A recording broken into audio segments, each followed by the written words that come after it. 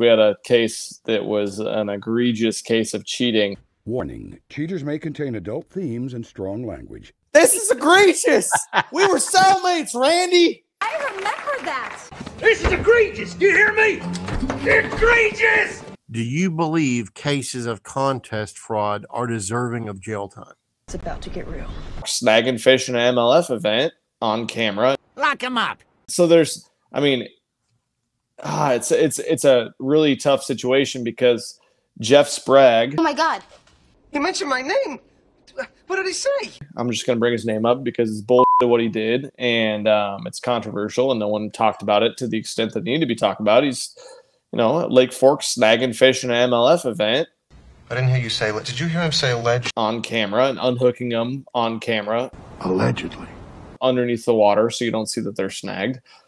And then, of course, his other deal with getting illegal information. Allegedly. He got, finally fined once that got found out publicly. Is snagging fish illegally the same as stuffing weights in fish? You serious? Which they got jail time for. I mean, I think it is. It is. It really is. I would agree with that. I mean, if I put a 1 pound lead ingot, which I pour weights, and I know how big that is. If I put one in one fish's mouth a day on the Elite Series next year and weighed 4 pounds extra and won a tournament by a pound and won $100,000, yeah, that's insane. That is, we call that the patented Robbie Rose move. Robbie Rose. You put a 1 pound weight in a 9 pound something bass because it weighed over 10 pounds.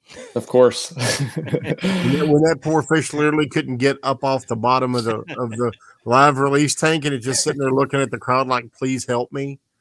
Things need to become more strict. I think a lot of people in fishing realize that and want that for the professional side of things. And of course, you never want to, if you're on the lower level of tournament fishing or even a fan of the sport, you don't want to be invested in something that there is an unfair outcome. So yeah, I think things need to become more strict, whether that means jail time or not. I think the walleye cheaters definitely should have jail time. That was terrible. That was ridiculous. But egregious. Oh my God, is a good word for that. Unbelievable. Yeah, but that's not something that probably happens a lot. I think there's more like people cold a dead fish or something like that happens sometimes, and people boat flip a fish that they sight fished and it came off as they boat flipped it, and there was no they didn't confirm that it was inside the mouth, that type of thing, and they kept it. Yeah. Like there's different things. It's just hard, but yeah, I think things need to become more strict for sure. When it comes to cheating in tournaments, many states have that down obviously as a contest fraud. Do you believe cases of contest fraud are deserving of jail time? That's a hard question to answer. It's a tough question. It's not really for me to decide, I guess, but I would come at it from a position of I don't care about jail time, but I would like for more strict punishments to be placed from the organizations. Like last year in the Opens, we had a case that was an egregious case of cheating that didn't really do anything other than that day got disqualified. That day, not the tournament even. And then that angler was allowed to fish the next few tournaments in the same division. So, yeah, I mean, if I cheat in the off season here for the Elite Series, I feel like I should get the entire tournament disqualified. And I mean, depending on what the cheating would be, I feel like maybe the season disqualified. That's just how what I would feel would be right for myself and for other people. It's like in my experience on my channel covering not only the walleye cheaters but other cases.